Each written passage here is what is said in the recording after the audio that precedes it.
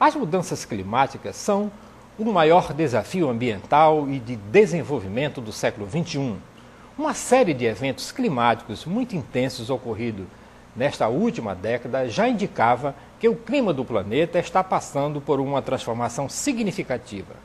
A 15ª Conferência das Nações Unidas sobre Mudanças Climáticas, na cidade de Copenhague, capital da Dinamarca, agora em dezembro, será uma batalha de gigantes e já é considerada uma das mais importantes reuniões entre governo de todo o mundo.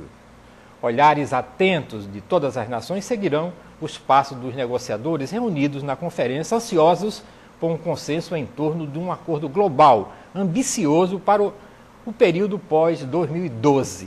Os cientistas que investigam as mudanças climáticas consideram que para evitar tais consequências é necessário que o aumento da temperatura da Terra em relação aos níveis pré-revolução industrial se mantenham abaixo dos 2 graus Celsius. A este limite tornou-se compromisso político das nações mais ricas do planeta. A declaração dos chefes de Estado dos países membros do Fórum das maiores economias sobre a energia e clima, no final de sua reunião em Aquila, na Itália, afirmava que o aumento da temperatura da Terra não deve ultrapassar esses 2 graus. Essa convergência entre a opinião dos cientistas e o compromisso político é fundamental para transformar a urgência em ação. No entanto, estamos mais próximos desse limite do que se imaginava. Medidas realizadas pela National Oceanic and Atmospheric Administration no Observatório de Mauna Loa, no Havaí, indicam que a concentração de CO2 na atmosfera chegou a 387 pontos por milhão em julho agora de 2009. Isso é 38% superior aos índices estimados para o período anterior à Revolução Industrial, que era de 280 ppm.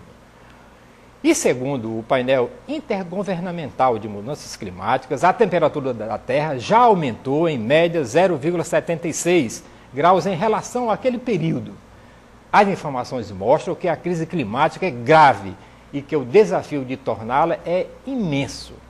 Enquanto o protocolo de Kyoto pretendia uma redução de temperatura global entre 1,5 e 5,8 graus centígrado até o final do século, estudos do Instituto de Tecnologia de Massachusetts revelam que, se não forem tomadas providências contundentes neste sentido, o século XXI terminará com um aumento da temperatura do planeta de 7 graus centígrados, o que significa uma catástrofe climática de altas proporções que pode, inclusive, encerrar a experiência humana.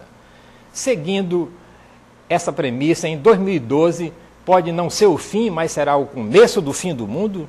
É a primeira pergunta que eu faço e vou começar ali com Alexandre Pinto. Poderá, essas questões das mudanças climáticas, tem coisas que deve se falar muito. É a questão do que se chama efeito estufa e do aquecimento global, que as pessoas também usam como sinônimos. O efeito estufa é um processo natural e normal, que sem o efeito dele nós teríamos a temperatura da Terra, uma elevação abaixo de 30 graus centígrados, quer dizer, seria quase inviável a vida no planeta. E o que seria isso? Você tem as radiações solares, uma parte dessas radiações é absorvida pelo planeta e outra parte é refletida, que isso que a gente chama que é o efeito estufa. Só que com a emissão de alguns gases, que você tem CO2, gás metano, hexafluoreto de enxofre, então esses gases fazem com que você diminua essa passagem do calor de volta. Isso é que nós chamamos a parte do aquecimento global. E isso é uma preocupação hoje mundial, que a gente já está vendo alguns efeitos naturais no planeta. Ok, Marcelo Silva. Primeiro a gente tem que entender que essa reunião lá em Copenhague não vai ser a primeira reunião. Nós temos antecedentes. Essa questão da crise do clima, já aconteceram vários eventos internacionais e daí dá a importância de uma consciência de que a nossa casa, o planeta Terra, é cada vez mais comum. Nós não podemos mais tratar dessas questões isoladamente. Há que existir realmente medidas políticas entre as nações para que possam enfrentar essa questão, para mim, tão grave que é essa ameaça aí devido ao aquecimento global em subir a temperatura mais de 2 graus, com consequências péssimas, né, para a qualidade de vida para o planeta. Então, essa conferência em Copenhague, né, e é muito justo que seja em Copenhague. Copenhague é uma cidade conhecida como uma cidade realmente muito humanizada, muitas ciclovias, muitas turbinas de vento. Não chegou ainda a crise das grandes cidades que nós temos hoje no planeta. Então, vai ser uma oportunidade para que as nações, não só as nações ricas, né, ditas do primeiro mundo, mas as nações em desenvolvimento, possam chegar a um denominador comum e traçar um plano, né, já para a partir de 2012, porque Kyoto antecedeu, foi em 1997, para que realmente nós possamos, pelo menos, consolidar a direção de uma solução desse problema. É fácil? Não é fácil, porque há muitos interesses em jogo, interesses principalmente econômicos.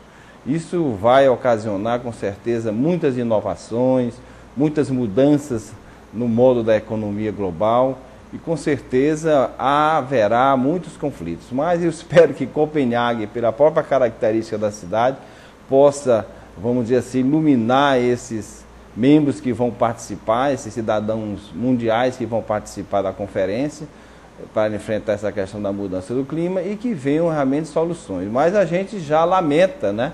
Porque agora mesmo lá na Ásia, tanto os Estados Unidos como a China já disseram que não vão nada de definir nenhuma meta para evitar as emissões do gás carbônico. Serão medidas apenas indicativas, não há nenhuma ideia de realmente se ser um tratado. Então eu espero realmente que aí tem que haver uma pressão muito grande da comunidade internacional, do cidadão comum, para participar e que esse evento não seja isolado lá em Copenhague, mas que todo o planeta possa participar, possa estar ciente desse problema que ameaça o planeta e que nós possamos, pelo menos, termos diretrizes de amenizar ou, mais ainda, solucionar o problema. Doutor Adolfo Marinho. Bom, a conferência em Copenhague é um evento mundial que precisa ser muito melhor entendido. Ele não é o primeiro e a preocupação com o clima do planeta, ele começa, por incrível que pareça, só no final dos anos 60 com o Clube de Roma, onde a preocupação naquele momento era a possibilidade de nós podermos dispor de recursos naturais para o desenvolvimento. A seguir, teve o encontro de Estocolmo, primeira conferência do clima. Depois teve outras conferências em Nairobi, Joanesburgo, no Rio de Janeiro, com a preocupação com a ruptura do equilíbrio entre o consumo dos recursos naturais e a produção dos resíduos. No caso específico, neste momento, a preocupação com a emissão dos gases. O encontro será um encontro marcadamente geopolítico, onde a ONU tem 196 nações componentes da organização, mas 90% das emissões, elas resultam das atividades, no máximo em 40 países, europeus, países asiáticos, os Estados Unidos e Brasil. Mas é preciso ficar muito claro que, não obstante seja uma questão geopolítica, não é uma decisão única e exclusivamente do mandatário do país, porque são questões que envolvem a vida da população do país. E as decisões não podem ser tomadas sem autorização dos legislativos.